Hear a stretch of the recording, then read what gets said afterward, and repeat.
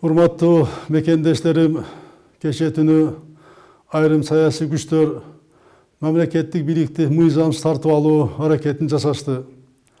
Шайлоону шылтоо кылып, коомдук тартипти одоно бузушту.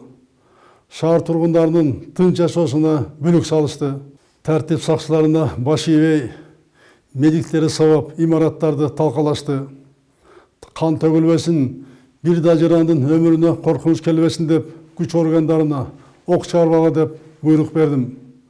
Азыркы учурга чейин кырдаалы курчутпоо үчүн мүмкүн болгон чаралардын баарын жасадык. Мамлекеттин тынчтыгы, коомдун стабилдүүлүгү ар кандай депутаттык мандаттан бийик. Мен Борбордук шайлоо комиссиясына мыйзам бузууларды телегизилдеп, зарыл болсо шайлоонун жыйынтыгын жокко чыгарууну сунуш кылдым. Саясий партиялардын лидерлерине өз тарапкерлерин тынчытып, чогулган жерлерден чыгарып кетүүсүн сунуштайм.